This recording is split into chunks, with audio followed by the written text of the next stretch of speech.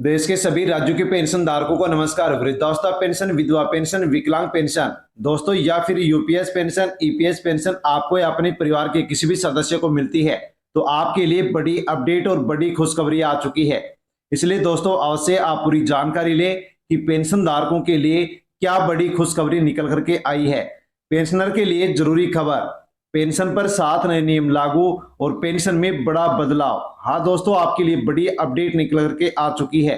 Supreme court के द्वारा भी पेंशन धारकों के लिए साथियों बड़ी बात कह दी है। और साथियों यहाँ पर जो टिप्पणी की गई है उसके बारे में हम जानने वाले हैं कि पेंशन धारकों के लिए, पेंशन का लाभ लेने वाले लाभार्थियों के लिए सुप्रीम कोर्ट की ओर से साथियों क्या बात कही गई है, क्या टिप्पणी की गई है। पेंशन अब 1500 रुपए से 4500 रुपए मिलेगी। दोस्तों जान लीजिए कि जून महीने की पेंशन और यदि आपकी बकाया पेंशन है तो बकाया पेंशन यानी कि 4500 रुपए जो पेंशन है वो अब आपको यहाँ पर जारी होने जा रही है, मिलने जा रही है। दोस्तों कई राज्यों में पेंशन राशि का भुगतान कर भी दिया गया है और जिन राज्यों में नहीं हुआ है, जिन लाभार्थियों को पेंशन नहीं मिली है, अब उनको भी पेंशन जारी की जाएगी। यदि आपकी पेंशन बकाया चल रही है तो दोस्तों किस प्रकार से मिलेगी और अब से पहले आपको बकाया पेंशन क्यों नहीं मिली, आपकी पेंशन क्यों अटकी, इसका क्या कारण है और दोस्तों इसका समाधान क्या है वो हम जानने वाले हैं। क्योंकि पेंशन में जो बड़ा बदलाव किया गया है इस कारण से लाखों लाभार्थियों की पेंशन है जो कि अटक गई है।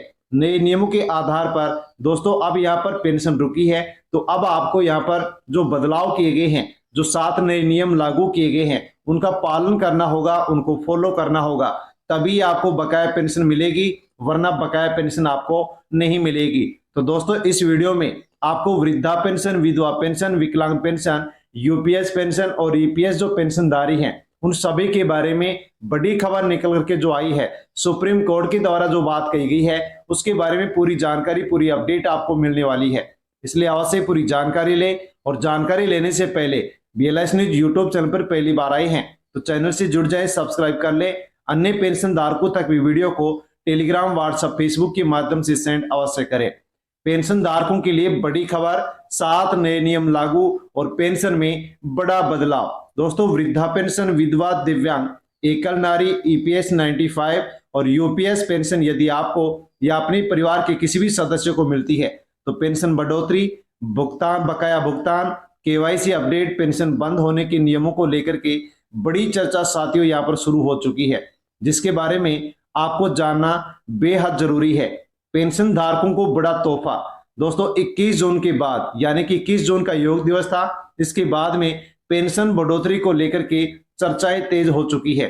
अनेक पेंशन के संगठनों, सामाजिक मंचों के द्वारा लगातार मांग उठाई जा रही है कि बढ़ती महंगाई को देखते हुए पेंशन धारकों की जो पेंशन राशि है उसमें बढ़ोतरी की जाए ताकि आसानी से जो भी रोजमर्रा के खर्च है वो पेंशन धारकों को आसानी से मिल सके।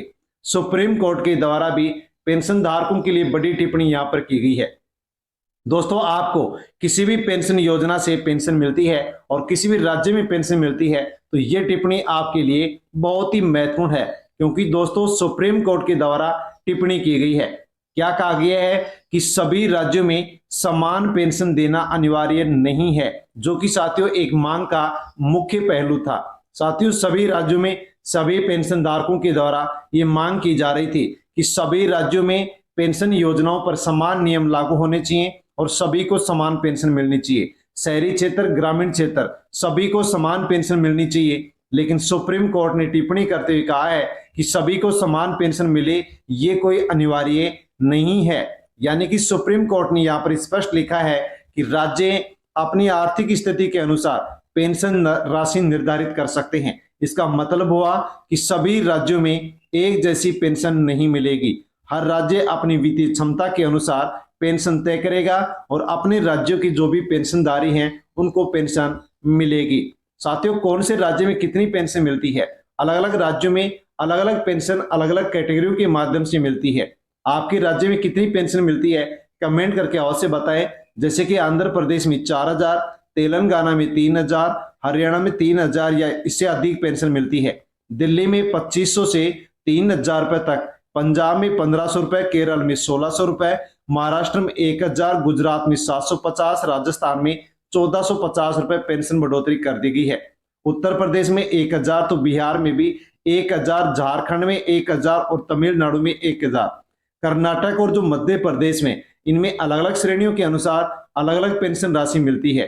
साथियों, राज्यों के अनुसार पेंशन राशि में समय समय पर बदलाव होता है, क्योंकि राज्य सरकार पेंशन राशि में बढ़ोतरी करती है और पेंशन बढ़ करके मिलने लग जाती है। कई राज्यों में पेंशन में बढ़ोतरी हो चुकी है और जिन राज्यों में पेंशन नहीं बढ़ाई गई है उनमें पेंशन साथियों अब फिर से बढ़ाई जा सकती है। ईपीएस 95 पेंशन धारकों की भी बड़ी मांग है। यहाँ पर लंबे समय से मांग उठ रही है कि न्यूनतम पेंशन 7500 रुपए मिलनी चाहिए। महंगाई भत्ता जो कि डीए है वो भी पेंशन धारकों को मिले, मुफ्त चिकित्सा सुविधा मिले और पारिवारिक जो पेंशन है उसका भी सुधार यहाँ पर किया जाए। यानी कि अनेक संगठनों के द्वारा दोस्तों यहाँ पर मांग उठाई गई है कि पेंशन धारकों की पेंशन है जो कि बढ़नी चाहिए। यूपीएस पेंशन को लेकर की भी बड़ी चर्चा सामने आई है। साथियों, यहाँ पर मांग की गई है कि यूपीएस पेंशन में पेंशन को सुनिश्चित किया जाए, परिवार पेंशन मिले, महंगाई राहत मिले और वित्तीय सुरक्षा भी पेंशन धारकों को मिलनी चाहिए, जो कि पेंशन धारकों का हक भी है और अधिकार भी है। आगे की अपडेट आपके लिए और भी सबसे महत्वपूर्ण है। बहुत से लाभार्थी कमेंट कर रहे हैं कि अप्रैल मई की पेंशन अभी तक नहीं मिली है, जून का महीना चल रहा है। तो दोस्तों, अप्रैल मई और जून की पेंशन को लेकर के जरूरी जानकारी यहाँ पर आ चुकी है। कई राज्यों में साथियों यहाँ पर पेंशन राशि जारी भी कर दी गई है, लेकिन कई राज्यों में नहीं की गई है। कुछ लाभार्थियों को पेंशन नहीं मिली है। तो अप्रैल महीने की, मई महीने की, जून महीने की यदि पेंशन आपकी अप्रैल और मई की बकाया चल रही है तो जून पेंशन के साथ साथ आपको इन दोनों महीने की पेंशन भी साथियों जारी की जा सकती है। यदि आपकी कोई अधूरी अपडेट नहीं है तो आपको ये पेंशन राशि भी जारी की जा सकती है। और यदि अप्रैल मई की पेंशन आपको मिल चुकी है तो जून महीने की पेंशन आपको मिल गई होगी या आपको जल्दी मिलने वाली है। यदि आपको 1500 रुपए पेंशन मिलती है तो 1500 रुपए जून महीने की आपको मिल गई है या मिलने वाली है। और यदि आपको अप्रैल मई की नहीं मिली है, अपडेट पूरी है, तो दोस्तों 1500 रुपए अप्रैल महीने के, 1500 रुपए मई महीने के, यानी कि कुल 4500 रुपए की पेंशन भी एक साथ आपको जारी हो सकती है। क्योंकि कई लाभार्थियों के खाते में कई बार ऐसा देखा गया है कि बकाया पेंशन अधूरी अपडेट पूरी होते ही साथियों बैंक खाते में ट्रांसफर की गई है। तो आपकी भी यदि पेंशन बकाया चल रही है तो आपके खाते में पहुंचने वाली है। कितने महीने की पेंशन बकाया है कमेंट करके आप अवश्य बताएं। और इन कारणों से रुक सकती है पेंशन। साथियों, पेंशन क्यों रुकती है, इसका क्या रीजन है, वो आपको जानना बेहद जरूरी है। जीवन प्रमाण पत्र जमा नहीं करवाना, केवाईसी अधूरी होना, आधार कार्ड बैंक खाते से लिंक नहीं होना, दस्तावेज में कोई मिस्टेक होना, पात्रता के नियमों का उल्लंघन करना, बैंक खाता बंद होना और मोबाइल नंबर अपडेट नहीं होना, ये वे कारण हैं जिनकी वजह से पेंशन का भुगतान अटक जाता है। तो दोस्तों, यहाँ पर ये जो अपडेट है वो सभी पूरी होनी चाहिए। साथियों, कई लोग कमेंट करते हैं कि केवाईसी क्यों जरूरी है, इसका क्या कारण है। तो दोस्तों, पहचान सत्यापन के लिए सरकार की ओर से केवाईसी की जाती है। अन्य योजनाओं की तरह पेंशन योजना में भी साथियों पहचान सत्यापन के लिए केवाईसी की जाती है। बैंक खाते की पुष्टि के लिए, पेंशन जारी रखने के लिए और सरकारी रिकॉर्ड अपडेट रखने के लिए भी साथियों केवाईसी की जाती है। यदि केवाईसी अधूरी रहती है तो पेंशन का भुगतान रुक जाता है, अटक जाता है। तो आपकी केवाईसी अधूरी नहीं होनी चाहिए। तो आपको अपना पेंशन का स्टेटस अवश्य चेक करना चाहिए। यदि पेंशन बकाया है तो स्टेटस चेक करें और अधूरी अपडेट है तो उसको पूरा करें। साथियों, ऐसी कौन कौन सी अधूरी अपडेट हो सकती हैं जिनको हम पूरा करें तो पेंशन आगे भी मिले और बकाया पेंशन भी हमें मिले। तो 10 सुझाव यहाँ पर पेंशन धारकों को दिए जा रहे हैं। समय पर जीवन प्रमाण पत्र जमा कराएं, ई केवाईसी पूरी रखें, आधार कार्ड आपका अपडेट होना चाहिए, आधार कार्ड आपका बैंक खाते से लिंक होना चाहिए, बैंक खाता आपका चालू हो, बंद ना हो, लेन देन करते रहें, मोबाइल नंबर अपडेट रखें, दस्तावेजों की समय समय पर जांच करें, अधूरी अपडेट हो पूरी करें, पात्रता के नियमों का पालन करें, सरकार समय समय पर जांच करती है। यदि कोई पात्रता के नियम में बदलाव होता है तो साथियों यहाँ पर यदि आप अपात्र घोषित हो जाते हैं तो पेंशन रोक दी जाती है।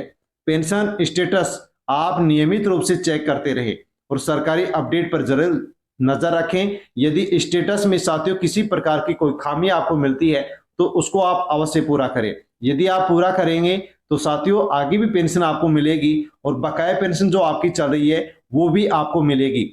अधूरी अपडेट होने पर पेंशन राशि का जो भुगतान है वो अटक जाता है और बैंक खाते में पेंशन नहीं आ पाती है।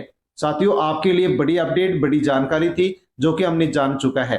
जानकारी अच्छी लगी हो तो वीडियो को लाइक कर दें, अन्य लोगों तक सेंड कर दें। और साथियों, BLS न्यूज यूट्यूब चैनल पर पहली बार आए हैं तो चैनल से जुड़ जाएं, सब्सक्राइब कर लें। धन्यवाद।